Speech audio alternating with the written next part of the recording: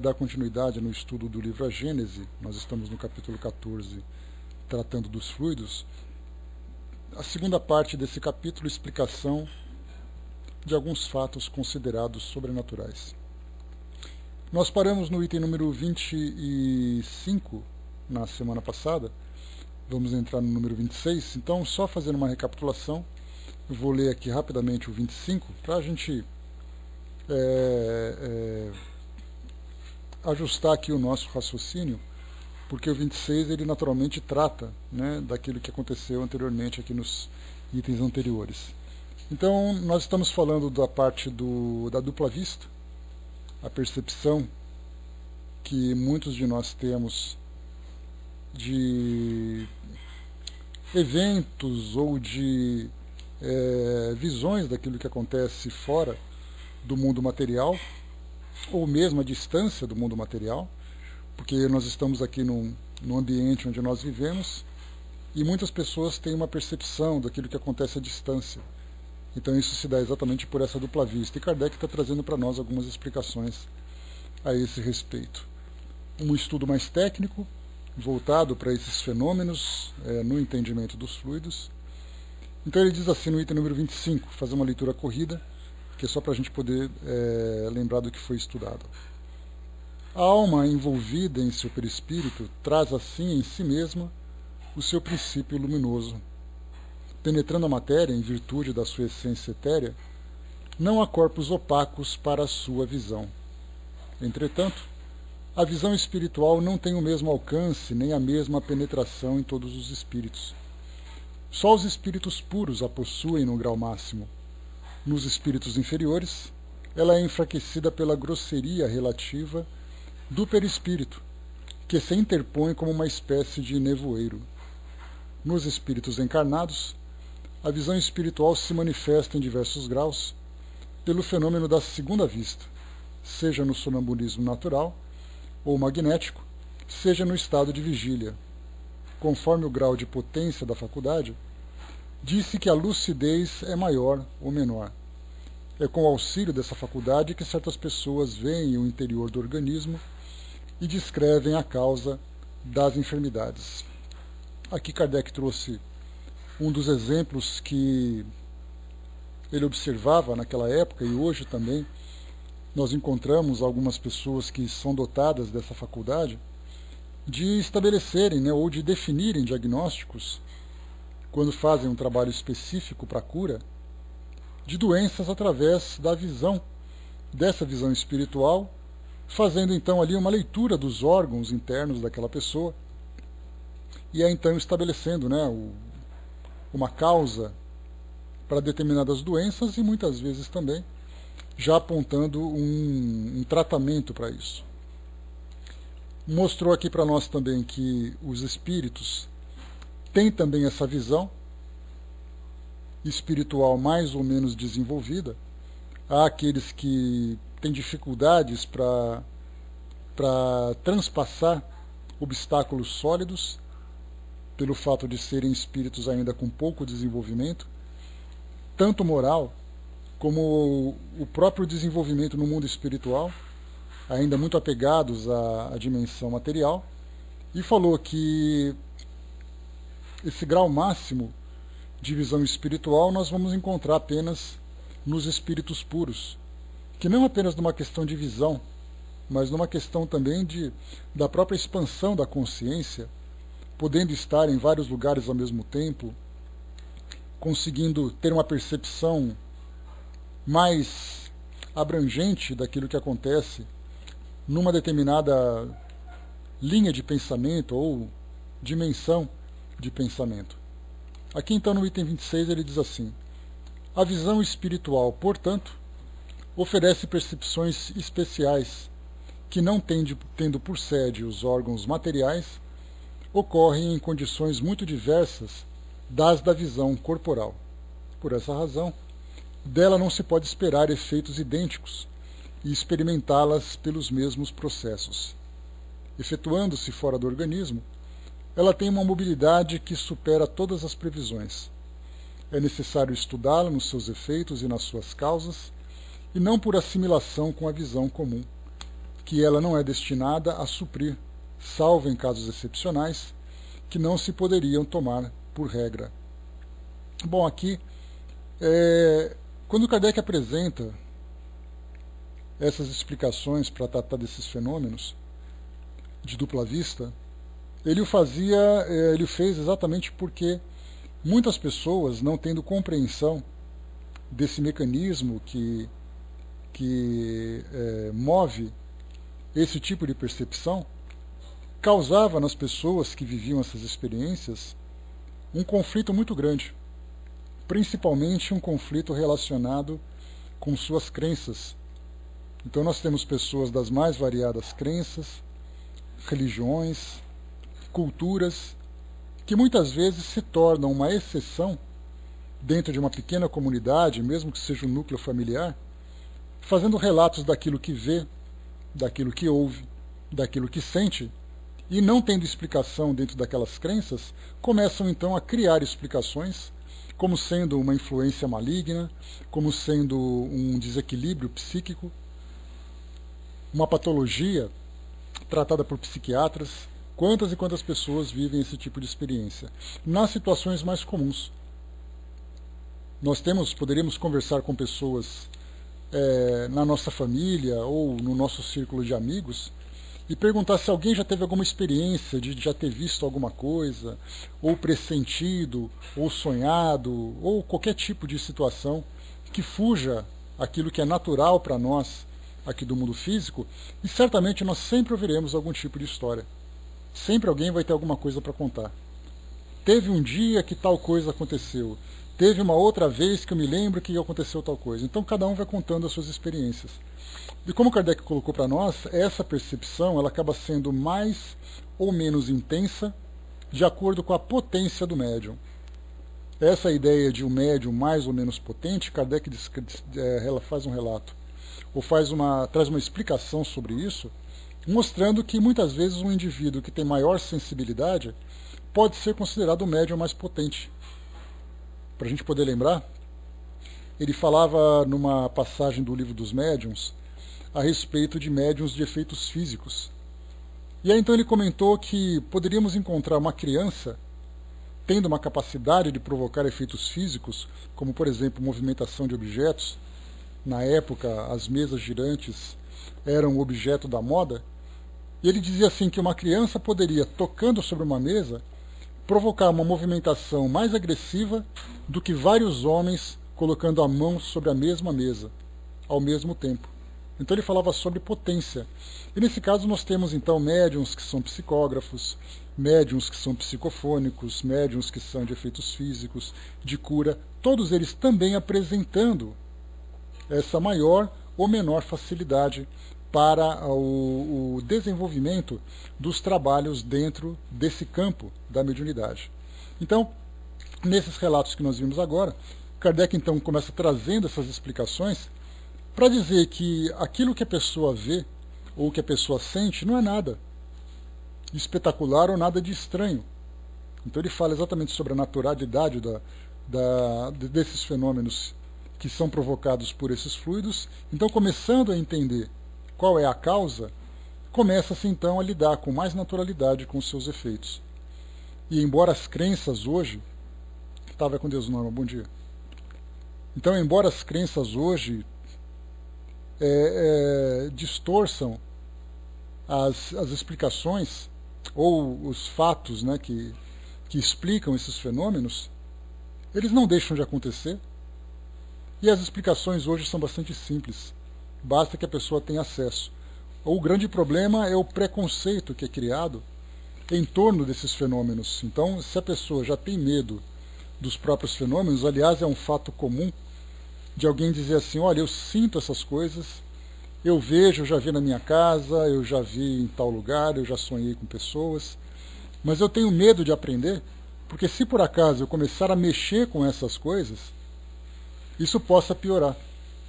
Então são muitos, mas muitos os relatos semelhantes a esses. Eu não gosto de mexer com essas coisas, porque senão vai piorar. Então, Kardec trazendo essas explicações nessa linguagem natural, nessa linguagem bastante clara para o nosso entendimento, começa-se então a tirar esse misticismo em torno dos fenômenos mediúnicos, mas em especial, muito mais do que os mediúnicos, esses fenômenos anímicos, já que essa é a característica desse tipo de fenômeno. Lembrando sempre, né, que o fenômeno anímico é uma percepção, uma sensibilidade, uma faculdade que o indivíduo tem de perceber aquilo que acontece à sua volta, ou de interagir com aquilo que acontece à sua volta. A partir do momento em que ele se relaciona com espíritos desencarnados, ou se relaciona com espíritos de modo geral, que pode ser muitas vezes até mesmo encarnados em processo de desdobramento, ele então se torna um médium. Então a diferença do anímico para o médium é que o médium, nesse caso, ele é simplesmente intermediário entre o mundo físico e os habitantes do mundo espiritual. Já quando se fala em faculdade anímica, é uma faculdade que ele tem de ter uma percepção diferente daquilo que acontece à sua volta, tanto no mundo físico como no mundo espiritual, sem a intervenção de espíritos. Então nós temos assim duas definições, mas que raramente nós vamos encontrar isoladas, porque elas se misturam. Por isso então é muito comum utilizarmos uma expressão chamada de medianímica, porque o médium tem suas próprias capacidades. Ele interage com o mundo espiritual, com os espíritos, com essas inteligências, e acaba também se tornando médium. Então ele pode colaborar mais ou menos durante a realização desses fenômenos, mas naturalmente são poucas as vezes em que ele consegue fazer isso de uma forma isolada, porque ele acaba sempre tendo essa mistura das duas faculdades. Mesmo que ele fale, por exemplo, que é o indivíduo que tenha o chamado de dom da vidência, porque é chamado de dom isso, né, e não uma faculdade, não algo natural. E ele diz assim que ele consegue fazer previsões ou ter premonições daquilo que acontece no futuro, né, desde o nascimento. Então essas premonições, ele muitas vezes atribui à sua própria capacidade. Mas também há a possibilidade de espíritos fazerem com que ele tenha essa percepção, estimulando sua mente para que ele possa ver alguma coisa ou interagir com alguma coisa.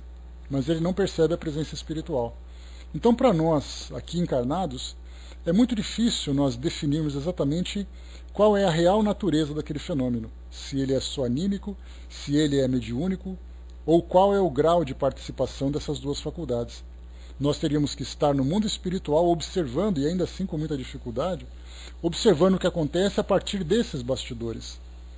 Então não adianta a gente querer ficar simplesmente rotulando qual é o tipo de fenômeno. O importante é a gente saber que eles funcionam dessa ou daquela forma, que eles podem interagir e analisar os seus resultados, que é o mais importante para nós.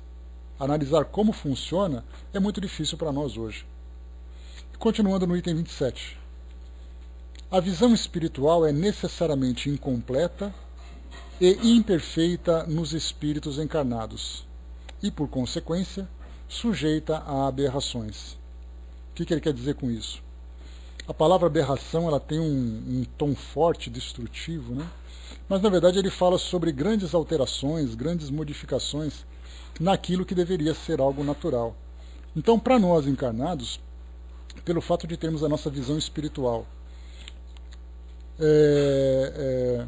sofrendo muita interferência do nosso corpo físico e também do nosso próprio desenvolvimento, nós muitas vezes confundimos aquilo que a nossa mente produz com aquilo que de fato está acontecendo à nossa volta. Então é comum as pessoas terem a impressão de terem visto alguma coisa, terem ouvido alguma coisa, e elas atribuem então a um fenômeno mediúnico ou a um fenômeno anímico. Dentro do meio espírita, onde nós aceitamos esses fenômenos com naturalidade, é muito comum para aqueles que estudam pouco ou são muito impressionáveis atribuírem a essas faculdades fenômenos ou situações que na verdade são produzidas pelas suas próprias mentes. Uma alucinação, um distúrbio, ou o que é muito comum, um sonho. Alguém teve um sonho, e a gente vai estudar daqui a pouquinho sobre as características do sonho, né, que a gente já falou sobre isso também. que o sonho pode ser uma experiência de desdobramento, de emancipação espiritual. O sonho pode ser um reflexo do subconsciente de uma pessoa com todas as suas restrições, com todas as suas dificuldades emocionais, como pode ser também impressões criadas por situações do cotidiano. Você viveu, você está no seu dia a dia, você mexeu em papéis, assistiu alguma coisa na televisão, frequentou um lugar, a sua mente então vai resgatar uma lembrança relacionada com esses elementos, então vai produzir aquele sonho. E aí então você sonhou com uma pessoa, por exemplo. E aí você diz assim, eu tenho certeza que encontrei com ela em desdobramento. Só que essa certeza, na verdade, acaba sendo questionável exatamente porque muitas vezes a própria mente dela pode criar isso. Ela se lembrou de alguém, veio aquele sonho, e muitas vezes essa lembrança não vem de imediato. Você pode estar, por exemplo, mexendo num objeto, mexendo numa foto, estando num lugar onde lembra uma pessoa que, por exemplo, já desencarnou, e aí alguns dias depois você acaba sonhando com essa pessoa. De imediato, como eu falei para vocês, como no meio espírita é muito fácil nós aceitarmos esses fenômenos, nós rapidamente então já dizemos, eu tenho certeza que eu tive um desdobramento.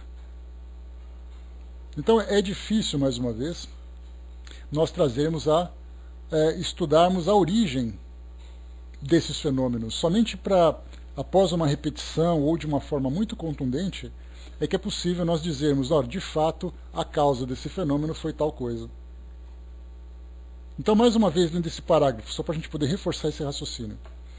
A visão espiritual é necessariamente incompleta e imperfeita nos espíritos encarnados e, por consequência, sujeita a aberrações.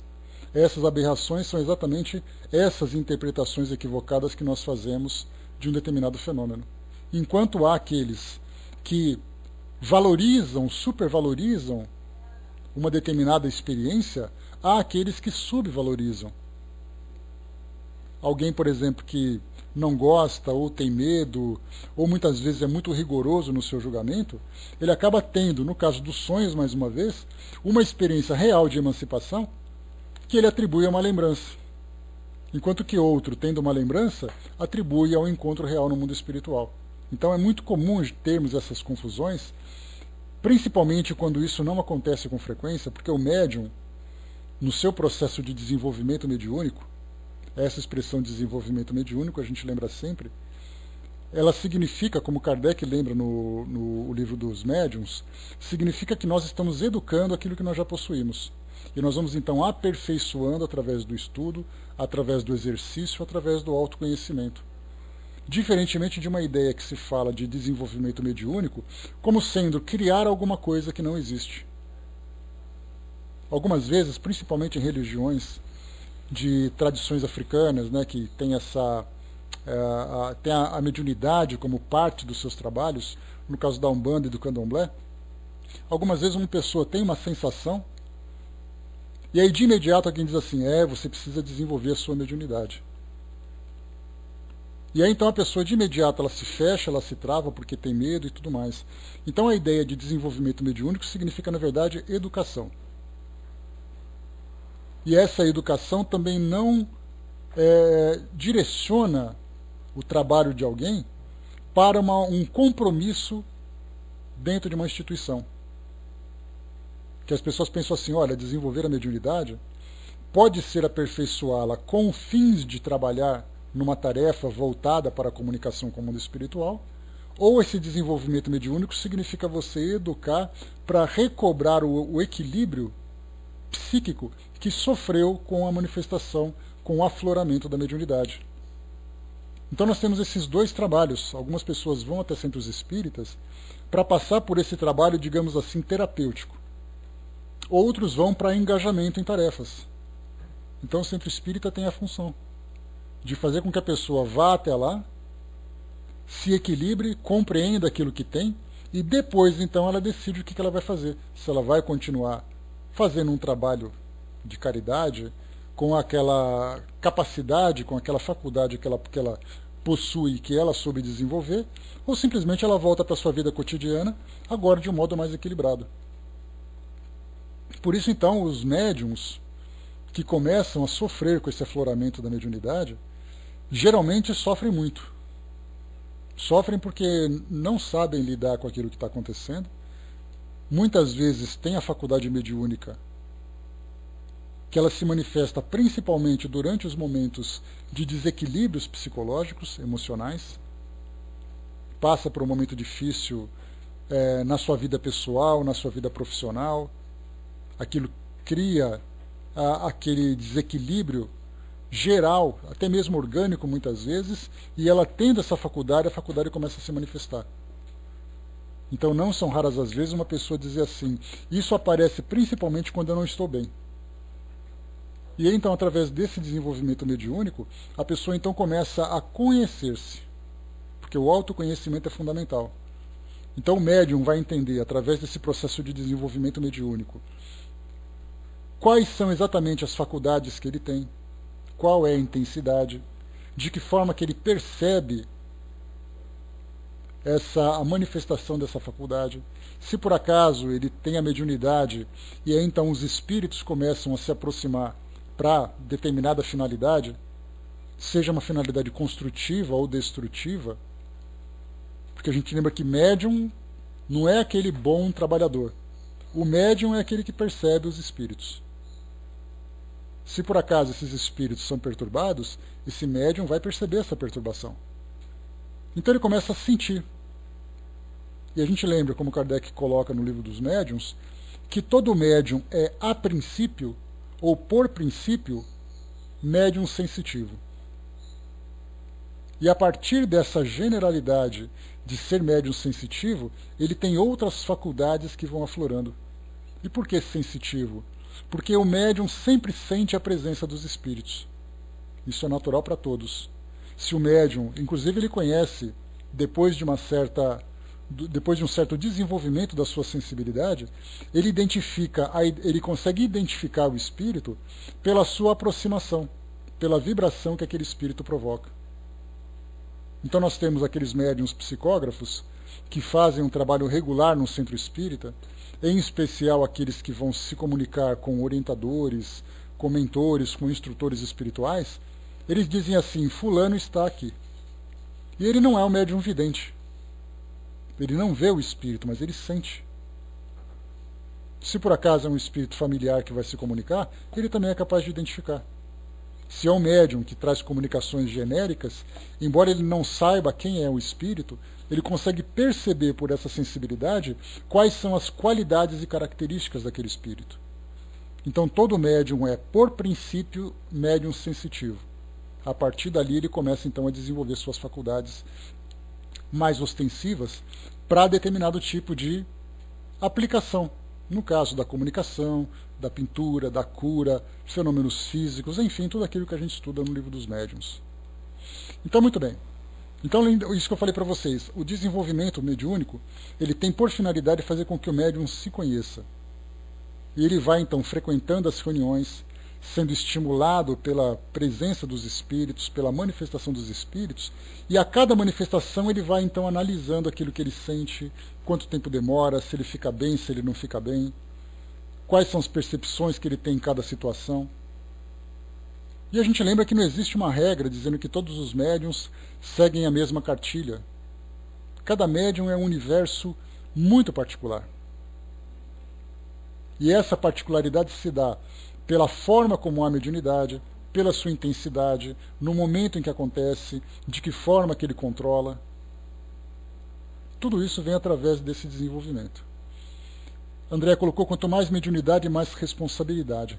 A princípio, André, a gente pode colocar quanto mais mediunidade, maior é o trabalho que o médium tem que realizar para se manter equilibrado. Porque ele acaba sendo, vamos dizer assim, influenciado de todas as formas. Se ele não tiver o seu autocontrole, nós temos isso com muita frequência, pessoas dotadas de uma sensibilidade mediúnica muito grande, que acabam vivendo um verdadeiro tormento. Elas não são espíritas, não querem ser espíritas, não querem vivenciar essas experiências mediúnicas e ainda assim são bombardeadas por situações que acabam provocando esse desequilíbrio. Kardec lembra muito isso, e até mesmo o Dr. Bezerra de Menezes também fala. Por exemplo, A Loucura sobre o Novo Prisma, um livro que ele escreveu quando estava encarnado, mostrava, por exemplo, que muitas vezes o indivíduo era internado pelo fato de ter essas manifestações desequilibradas. E Kardec lembra que muitas vezes no manicômio existem muitos médiums que estão ali internados e não apresentam necessariamente um desequilíbrio psíquico, mas é uma manifestação mediúnica ou a mediunidade em desequilíbrio. E no nosso mundo de hoje, onde muitas crenças trazem ali as suas definições, onde a medicina também não tem preocupação em estudar sobre as questões da mente voltadas para o mundo espiritual, já que o mundo espiritual para a nossa ciência hoje é uma questão de crença e não uma realidade.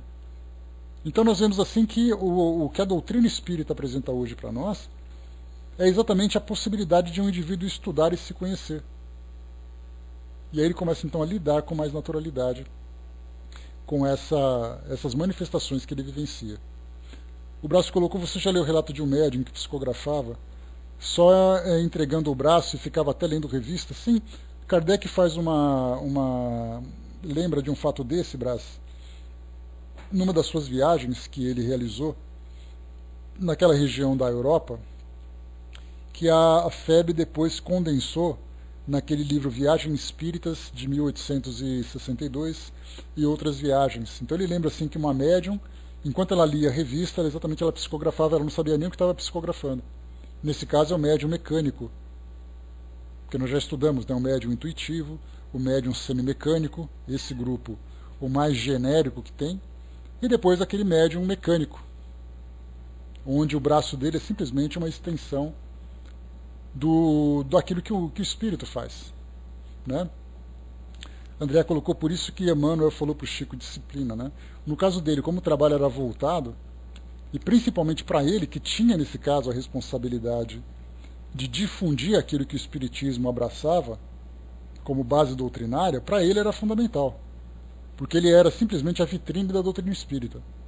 Um médium desequilibrado que assumisse aquela posição que ele assumiu desvirtuaria tudo aquilo que a doutrina espírita tem como proposta de renovação do mundo.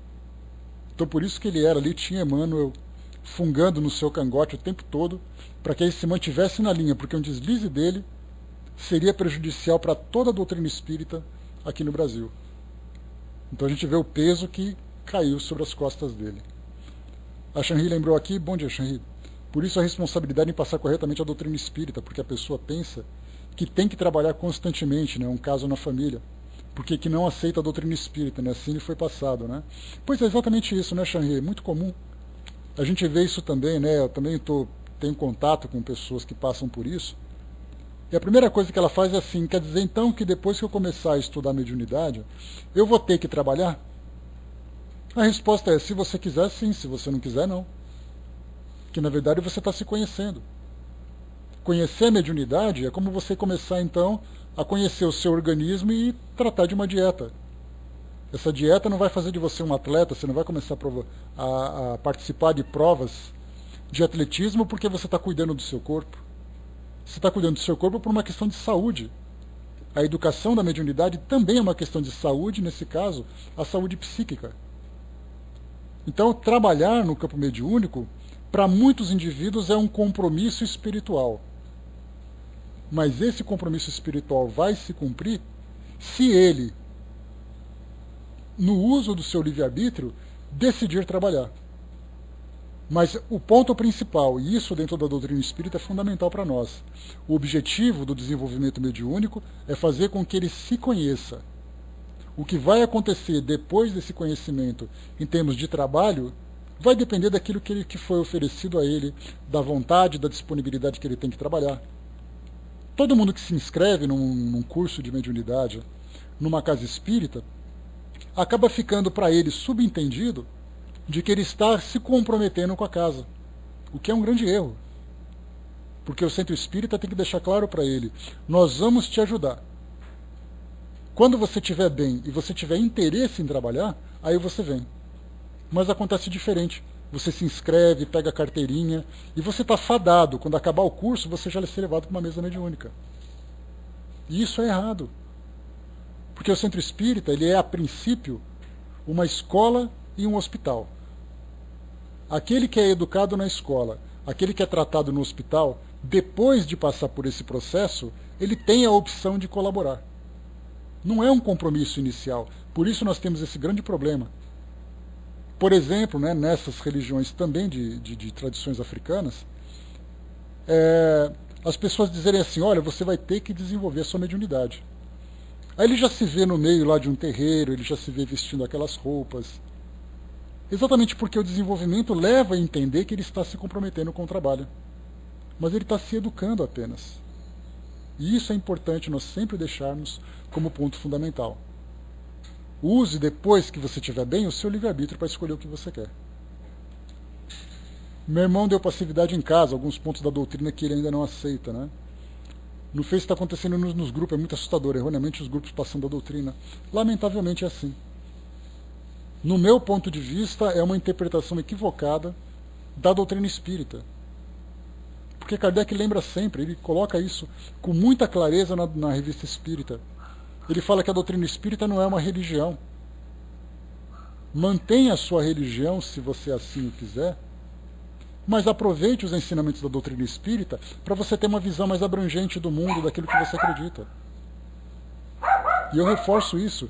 Ele dizia muitas vezes, ele disse nesse artigo, que no grupo mediúnico da Sociedade Parisiense, ele tinha médium que era protestante, médium que era judeu, médium que era muçulmano. E ele fala claramente, a doutrina espírita não se interessa por aquilo que você acredita. A sua crença é pessoal. E a doutrina espírita não é uma concorrente da sua religião. Ela é uma doutrina que vem trazer para você uma visão dessa realidade espiritual que não é compreendida.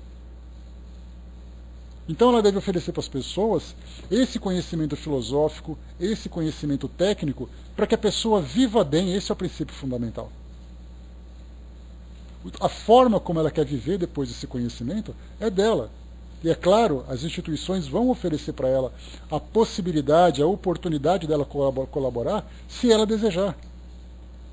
Mas primeiro, o hospital e escola são duas funções essenciais para a doutrina espírita. Se isso não for bem compreendido, nós certamente estamos nos equivocando na sua real função. O Tic-Tac lembrou também, se confunde muito mediunidade com sensibilidade. A ação de qualquer espírito, né? Lembrando sempre, né, questão 459 do Livro dos Espíritos, que os espíritos nos influenciam muito mais do que imaginamos. E Kardec lembra sempre, né, que médium deve ser entendido como médium quando ele vivencia ostensivamente os efeitos da mediunidade. Quando nós sofremos uma influência, e ele fala sobre isso no Livro dos Médiuns, ele diz que se por acaso a sua percepção não é contínua, ela é esporádica, só acontece nessa ou naquela situação, isso não é considerado mediunidade, no sentido ostensivo do termo. Por isso, então, aquele que é médium, de fato, é aquele que vivencia essa experiência com regularidade. Toda vez que ele vai num local, ele sente alguma coisa, todas as vezes que, numa determinada circunstância, ele tem alguma percepção, isso faz parte do dia a dia dele. E isso sim é considerado mediunidade. Agora tem gente que diz assim, eu sou médium. É mesmo? O que você sente exatamente? Quando eu era criança eu vi um cachorro morto passando na minha frente. Claro que o espírito do cachorro. Quer dizer, aquilo que você viu naquela hora, mesmo sendo legítimo, foi algo que aconteceu excepcionalmente naquele momento. E isso não faz de você um médium. Por isso é importante trazer essas definições bem claras, para que nós não nos confundamos. São rudimentos, são flashes, são percepções esporádicas, isso não faz do indivíduo um médium. O médium é aquele que tem regularidade nas suas manifestações. Chanry colocou também, né, uma mistura espiritismo e espiritualismo. Também a mesma coisa. O espiritualismo é uma visão geral que se tem do mundo e que ela tem várias formas de manifestação. Um evangélico, um protestante, um budista, um esotérico que tenta entender a sua relação com Deus, tenta entender a sua essência espiritual, isso é espiritualismo. E como Kardec lembra lá na introdução do Livro dos Espíritos, ele diz que o espiritualismo é uma grande universidade. E dentro dessa universidade, lembrando sempre, né, que a universidade é uma expressão coletiva de faculdades. Então você tem faculdade de direito, de contabilidade, de música, de medicina, de engenharia, dentro de uma grande universidade. Como o próprio nome fala, universidade é um universo de conhecimentos. Então, quando se fala na universidade espiritualista, dentro dela nós temos as faculdades, por exemplo, né, usando essa comparação, a faculdade espírita, a faculdade católica, a faculdade budista. Então, cada uma tentando vivenciar essa espiritualidade de uma forma muito própria, a partir do seu ponto de vista. O Tic Tac lembrou aqui, né, seria bom também perguntar a quem essa pessoa representa como médium. Mesma coisa também. O Zé colocou: espiritualista é todo aquele que não é materialista. São duas ideias, são duas filosofias dominantes no nosso planeta. Ou você acredita, ou você não acredita. Se você acredita, a pergunta é: você acredita como? Não em quê, porque em quê já está claro, né? Espiritualista, ele acredita na existência do espírito. Mesmo que seja o espírito de Deus, o espírito das pessoas, o espírito dos animais, não importa. Então, o que vai definir a linha de pensamento dele dentro dessa universidade espiritualista vem exatamente das suas crenças, da sua cultura, tudo aquilo que ele aprendeu. E continuando, o Décio colocou, né, médium independe da doutrina que o mesmo adota. Aliás, os que mais sofrem, né, Décio, são exatamente aqueles que não compreendem suas faculdades.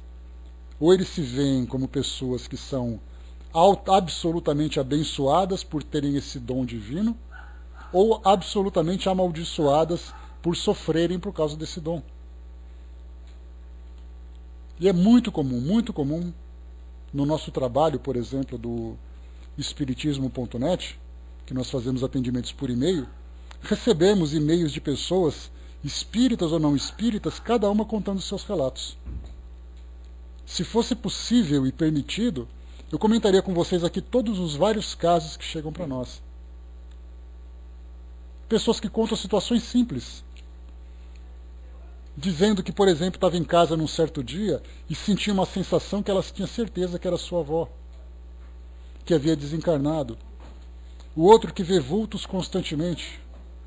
O outro que tem essa ou essa situação. E aí escreve para nós, porque através dessa comunicação por e-mail é possível manter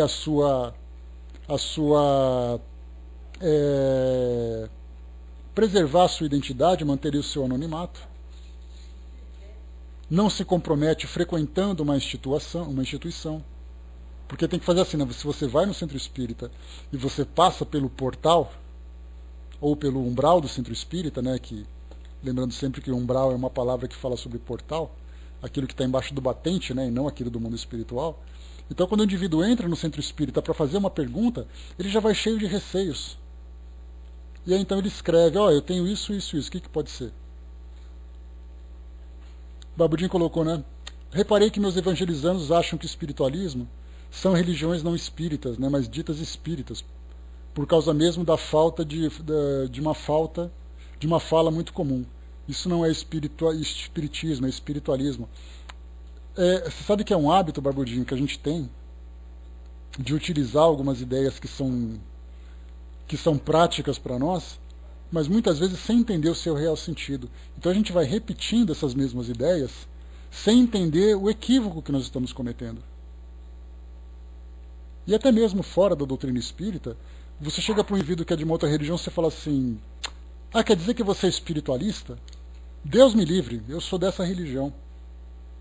Por que Deus me livre? Será que não entendeu o significado de espiritualismo? Está no dicionário. Mas aquela ideia já lança para ele uma interpretação equivocada que provoca essa rebeldia toda. Exatamente. Um sentido novo provoca um efeito novo. O preconceito que se estabelece em cima disso faz com que a pessoa deixe de aprender uma série de ideias novas pelo fato de não entender aquilo que foi dito anteriormente, ou muitas vezes do que foi ensinado anteriormente. preconceito patente no meio espírita. Nem todos, né, o Tico-Teco? Em todos os lugares tem isso. A gente vê tanto espírita como não espírita, acaba interpretando equivocadamente essa ideia. Por isso, quando nós vamos estudar a doutrina espírita, em especial o Livro dos Espíritos, é fundamental nós estudarmos a sua introdução. Porque ali Kardec começa a estabelecer uma série de termos que devemos dar o seu sentido real para estudarmos. Do contrário, a gente vai trazer uma ideia equivocada e já era. O Brás colocou, né, os chamados chavões, jargões, populariza com facilidade danada no Brasil. Nem me fala, Brás. Nem me fala. Essas frases de para-choque de caminhão, ou então aquelas que fica colada com imã de geladeira, é um problema. O Décio colocou, né, mas por outra, temos um espírito guardião e com ele nós constantemente interagimos, não somos médiums. A ideia, né, Décio, que Kardec coloca para nós de mediunidade, é a mediunidade ostensiva.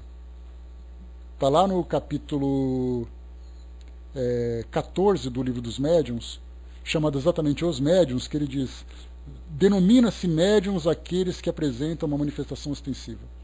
Com outras palavras, mais ou menos isso. Então, assim, nós temos aqueles que são mais ou menos médiuns. Então nós temos essa comunicação intuitiva, nós temos as influências, mas somente naqueles que apresentam ostensivamente, nós podemos entender como médiuns a título didático, por uma questão de praticidade, pois é, mas tem que continuar colocando o texto, El. Tá ali, ó, toda pessoa que sente a influência dos espíritos, em qualquer grau de intensidade, é médium. Agora continua colocando o que ele escreveu, por gentileza. Porque ali ele coloca, porque a título de identificação para fins de estudos, ele considera então apenas aqueles que têm mediunidade ostensiva. Porque já que aqueles que não são ostensivos não apresentam de uma forma clara, patente, uma determinada faculdade.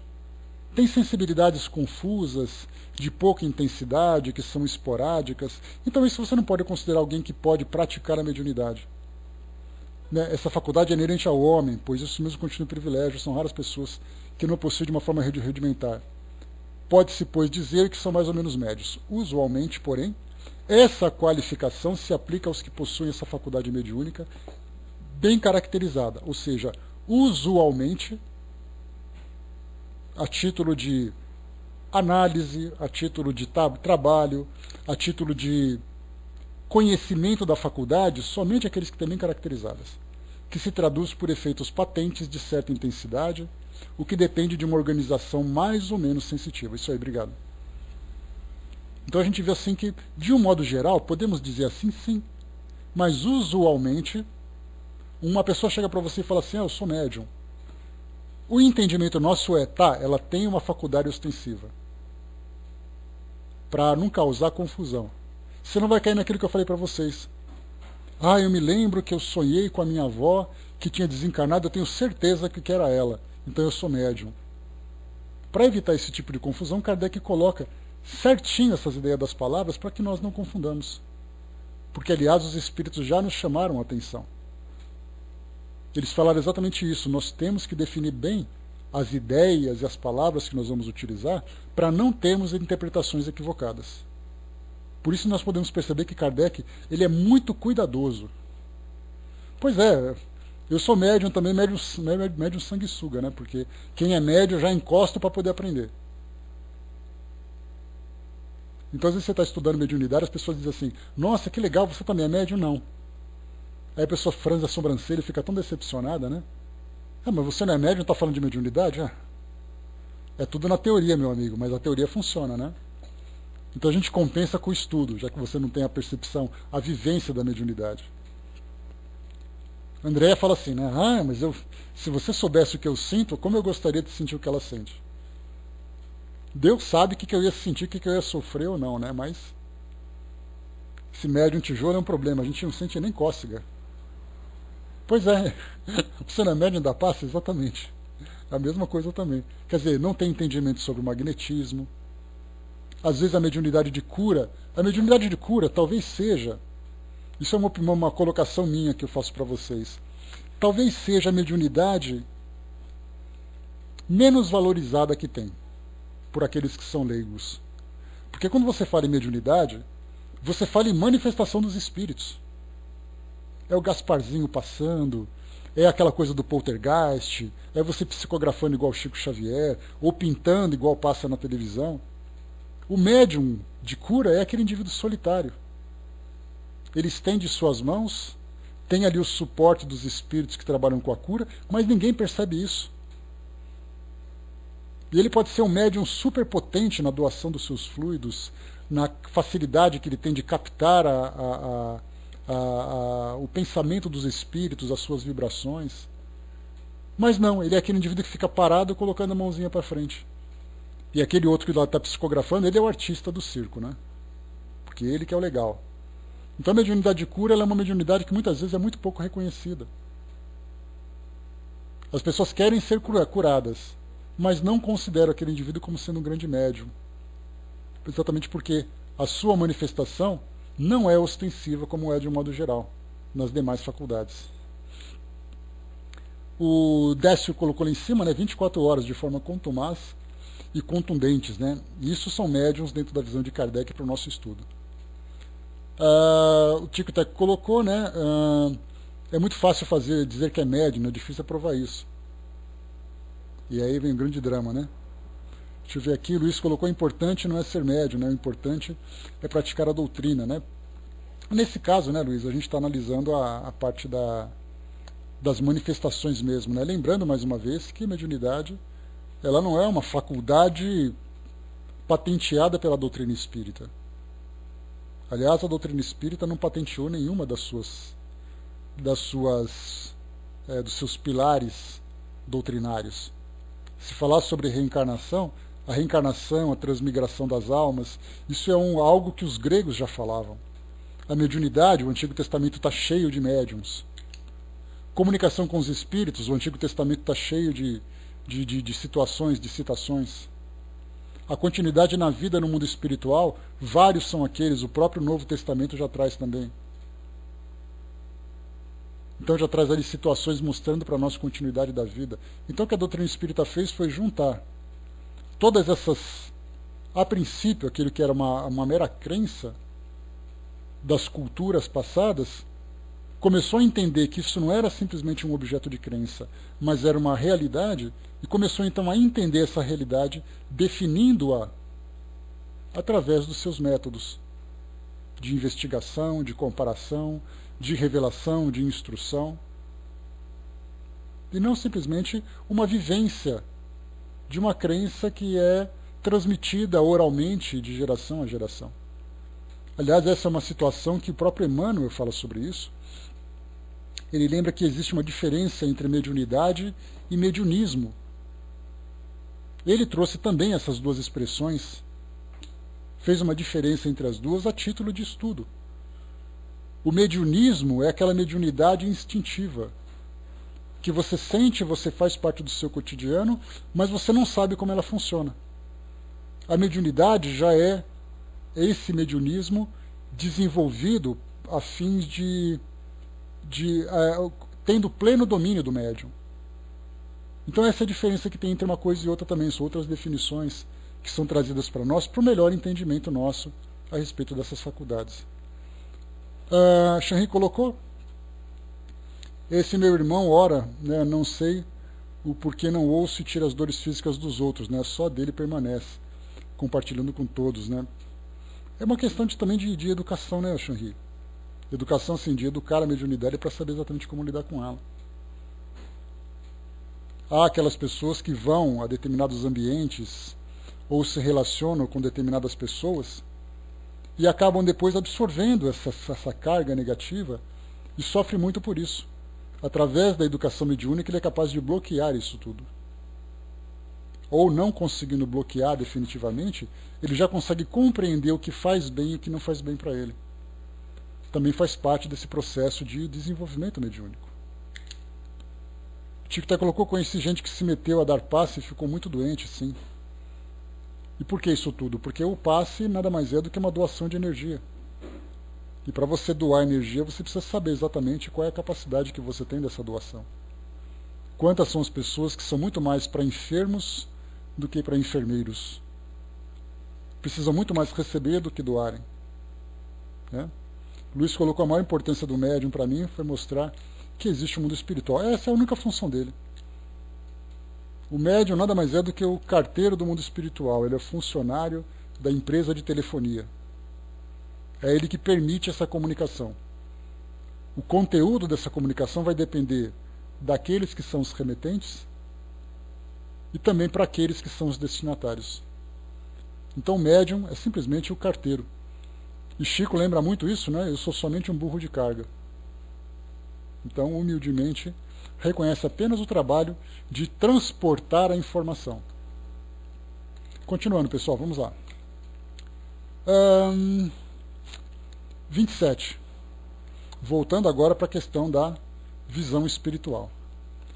A visão espiritual é necessariamente incompleta e perfeita, essa que eu já li para vocês, né? E sujeita a aberrações, como a gente comentou. Tendo sua sede na própria alma, o estado da alma deve influenciar sobre as percepções da visão espiritual, que a visão da visão espiritual dá, que a visão espiritual dá. De acordo com o seu grau de desenvolvimento, olha só, presta bem atenção nessa frase. De acordo com o seu grau de desenvolvimento, as circunstâncias e o estado moral do indivíduo, ela pode proporcionar, seja durante o sono, seja durante o estado de vigília. Primeiro, a percepção de certos fatos materiais, como, por exemplo, o conhecimento de casos que se passam a grandes distâncias, os detalhes descritivos de uma localidade, as causas de uma enfermidade e os remédios convenientes.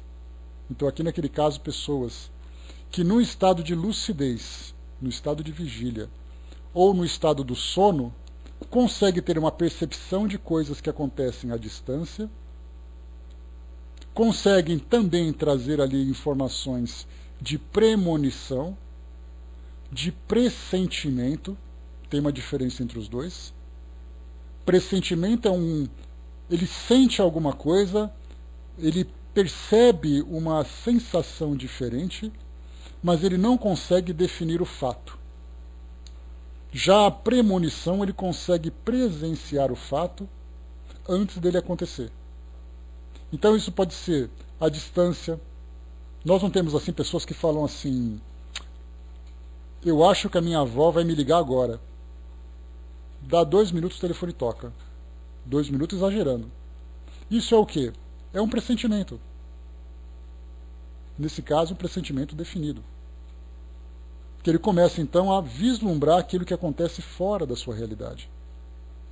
Não temos nessas épocas de grandes tragédias relatos de pessoas que dizem que viram, sentiram, sonharam com alguma coisa antes dela acontecer? Isso também faz parte desse processo de dupla vista. Ou mesmo, nesse caso, como Kardec colocou, a parte de cura. Causas de uma enfermidade e remédios convenientes. Nesse caso, alguém que tem essa dupla vista consegue definir uma determinada doença porque ele vê os órgãos e ele consegue entender as características dos órgãos. E no caso da prescrição da medicação, nós temos 2 caminhos diferentes.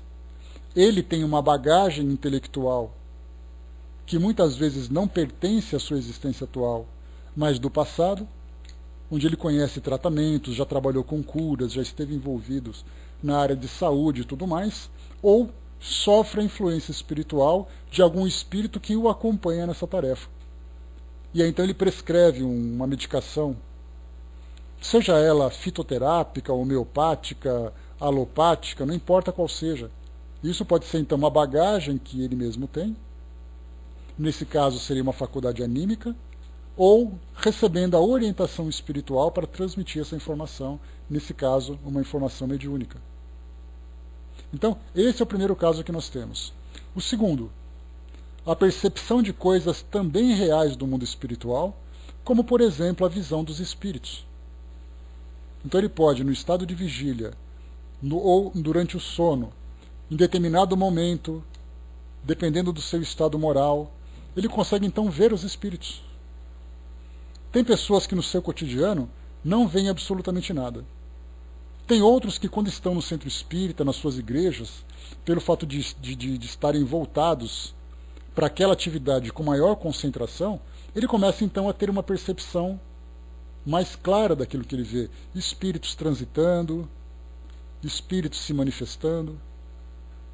No caso do sonho, ele sonha com o espírito de uma forma clara, patente. E o terceiro, imagens fantásticas. Só um instantinho que eu mudei aqui a página. Espera aí, pessoal, que eu mudei a página errada aqui. Então, no terceiro ponto que a gente estava lendo, está aqui. Tá.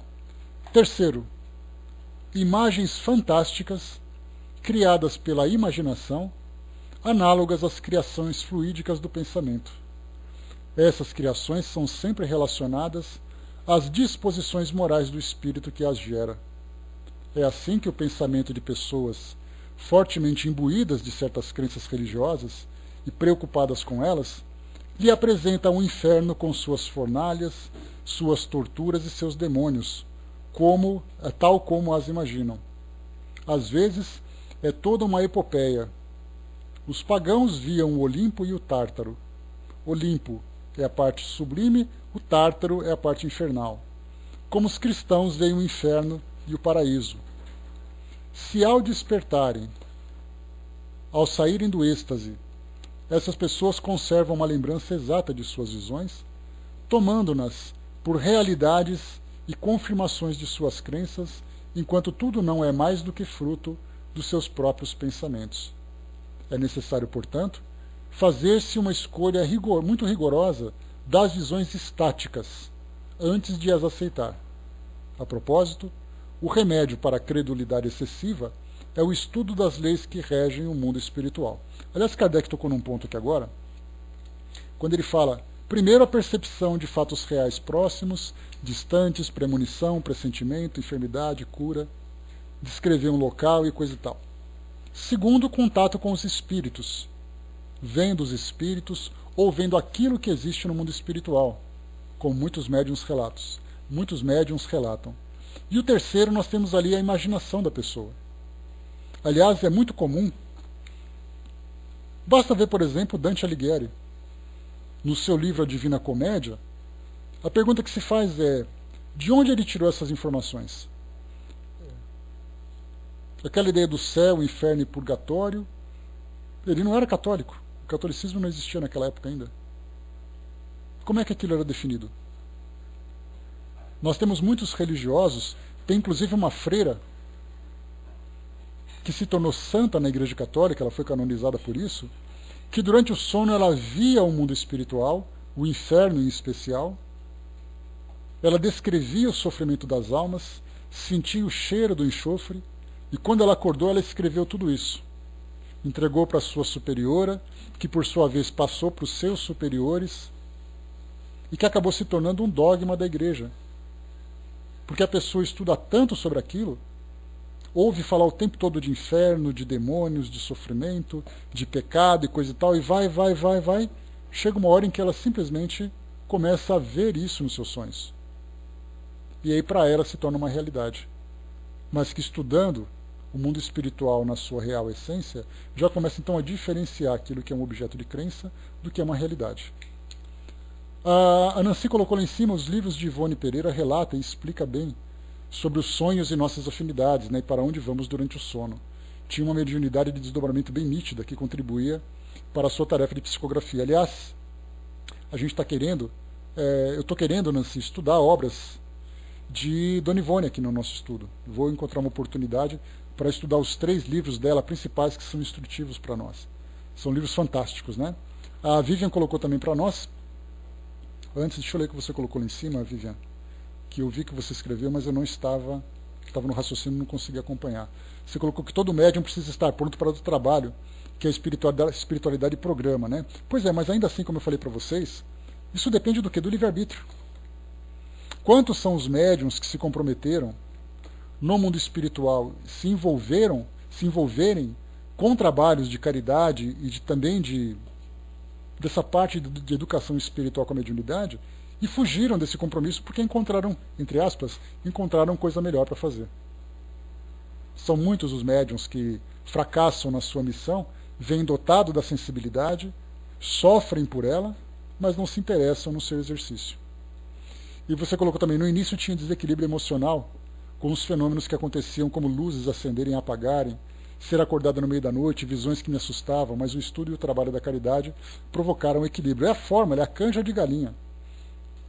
Estudar a mediunidade, trabalhar o equilíbrio emocional, é o necessário, o básico para poder fazer com que o nosso psiquismo retome ao equilíbrio original. Fundamental isso. Shanri colocou, meu pai não era nada, mas prescrevia para crianças, que curava processos, etc. Né? Apenas impunha a mão. Interessante, né? Agora imagina se estudasse, né, o Shanri. Se estudasse e tivesse um conhecimento profundo sobre isso, o que era capaz de fazer, né? Se intuitivamente já fazia tudo isso, o Brás colocou, aquele livro me assustou porque já tinha aquela ideia sobre a vida espiritual intraterrena, né, da parte da Divina Comédia, né, Brás? Pois é. Lia muito sobre o poder da mente, foi saber depois que desencarnou, buscando seus pertences, né? Olha só que situação difícil, né? O Décio lembrou aqui, né, foi o caso da Dona Ivone do Amaral, suas obras não são psicografadas, né? Tudo intuitivamente, né? Então isso é bacana. A gente vai estudar um pouquinho sobre ela, eu acho que é muito bacana. Tem muitas histórias, né? Eu acho que as obras da Dona Ivone, ela mostra para nós situações práticas que Kardec traz de um modo acadêmico, bem regrado para nós estudarmos, né? Então nós vamos depois dar uma lidinha nos casos que ela conta, nas experiências que ela vivenciou. Acho que vai ser algo muito rico para nós. Deixa eu ver aqui, pessoas eram trazidas amarradas e algumas acorrentadas, porque não conseguiam segurá-las, né? Pois é, né? Ali é uma obsessão problemática. Então vamos lá, pessoal, fechando aqui então o nosso estudo. Deixa eu ler aqui a última parte para vocês agora. Vamos lá, só um instantinho. Aqui agora ele vai falar sobre sonhos. O item número 28 ele começa a falar sobre sonhos. Eu vou deixar isso para a semana que vem, para o próximo encontro. Porque do contrário, eu vou começar a ler para vocês aqui, vou parar no meio da explicação dele. Então no próximo episódio falaremos sobre sonhos, que é algo assim bastante interessante e curioso para nós nos estudos a partir da perspectiva espírita. Então eu vou deixar aqui para o próximo encontro nosso, o nosso próximo item 28, né? Então, aguardemos por aqui. O Tic Tac colocou, né, como você disse, né, seu pai não era nada, né? Parece. Pois é. Já pensou se fosse, Tic Tac? Se não fosse nada, já fazia isso, né? Então, muito bem, pessoal. Então, o que a gente está vendo aqui agora, a respeito desses parênteses que nós abrimos aqui, falando um pouco sobre a mediunidade, sobre a educação da mediunidade e tudo mais, é importante que nós entendamos o principal objetivo da doutrina espírita. Ela tem a função de fazer com que as pessoas melhorem, de fazer com que, por consequência, o mundo se torne melhor. A forma como cada um vai vivenciar as experiências que a doutrina espírita proporciona para nós, nos estudos, como a gente comentou, filosóficos, nos estudos do mundo espiritual, dos estudos técnicos, cada um vai utilizar esse conhecimento do modo como lhe convir, ou do modo como lhe convier. Ele vai, então, se doar para um trabalho caritativo, ele vai se dedicar ao estudo, vai vivenciar a sua vida pautada por esses princípios, sem nenhum tipo de obrigatoriedade, que infelizmente é um atavismo que nós trazemos ainda na nossa mente, que a partir do momento que você entra pela porta de uma instituição, você praticamente se compromete com ela e se obriga. Então, na verdade, o que nós temos que analisar é exatamente o papel fundamental que a doutrina espírita tem de transformar a vida das pessoas. O que é mais importante de tudo. E nós, como estudantes da doutrina espírita, nós temos que utilizar esse conhecimento que é trazido para nós para fazermos a nossa parte dentro daquilo que nós vivemos no nosso cotidiano, dentro da nossa família, dentro do nosso trabalho, na nossa sociedade. E isso deve ser transmitido para as pessoas também. Você fica aqui Não porque em troca você tem que dar alguma coisa e nós temos que te oferecer alguma coisa. Você fica aqui porque esse ambiente te faz bem. Do contrário, a gente sempre vai acreditar, e aliás essa é uma visão que ainda se tem hoje, para nós, por exemplo, que fazemos o estudo da doutrina espírita, aqui no meio virtual, para muitas casas espíritas isso aqui não passa de um passatempo. Porque para você espírita de verdade, você tem que frequentar um centro espírita. Se você só fica lá no pautalk, ouvindo aquele cara falar, não, isso para você não significa nada. Então é aquela ideia do institucionalismo, ou seja, você se torna membro daquela religião se você participar dela institucionalmente, estiver lá credenciado, tiver a sua carteirinha, frequentar, cumprindo a sua agenda semanal de compromissos. Fora isso, você acaba não sendo espírita como se imaginava. Mas, na verdade, a vivência espírita ela é autônoma. Cada um vivencia a doutrina espírita do modo como desejar. A base é apresentada para nós. A aplicação dela na nossa vida é exatamente o que vai determinar se nós podemos nos considerar espíritas ou não. Já que, como o próprio Espírito Verdade trouxe para nós, reconhece-se o verdadeiro espírita pela sua transformação moral e pelo esforço que faz para conter as suas más inclinações. Não está escrito reconhece o verdadeiro espírita pelo seu crachá ou pela instituição que ele frequenta. Então, na verdade, a doutrina espírita é uma doutrina moral. E a vivência moral, ela se aplica em qualquer situação, em qualquer lugar da vida de um indivíduo. Se nós optamos em frequentar uma instituição, optamos em trabalhar nessa instituição, e isso faz parte das escolhas que nós fazemos, e não de um compromisso que foi estabelecido. Por isso que nós temos hoje espíritas, simpatizantes do espiritismo, e aí fica aquela briga. Quem é mais espírita? Aquele que frequenta ou aquele que não frequenta? Aquele que lê um livro ou aquele que lê outro livro? E aí fica fácil para nós, trazendo mais uma vez para vocês aqui, aquela entrevista que foi trazida por Kardec lá no livro Céu e Inferno. Um espírito desencarnou na condição de um espírito mediano, ou seja, um espírito bem equilibrado, que sequer tinha conhecido o espiritismo na sua época. Mas mesmo assim ele tinha vivido, regrado por todos os seus princípios. E aí ele mesmo diz na entrevista, eu era mais espírita do que imaginava, sem saber. Então, na verdade, o que não é o rótulo. Eu posso dizer para vocês que eu não tenho religião nenhuma.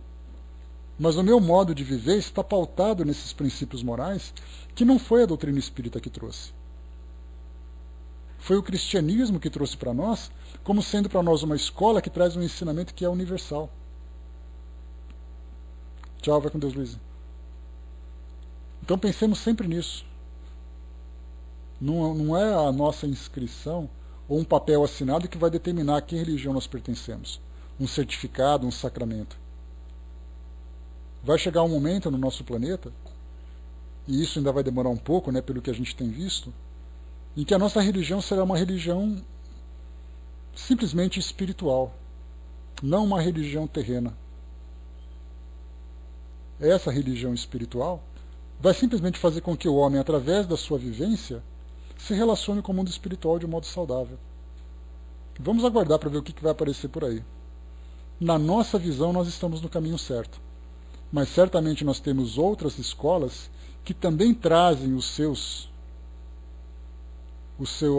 bases morais que são afins com aquilo que a doutrina espírita traz. Apenas uma questão de prática, de vivência. Mas muito bem, pessoal, fechando por aqui então o nosso estudo de hoje. Nós paramos então aqui no nosso... Nós vamos começar na semana que vem o item número 28, que vai falar sobre os sonhos.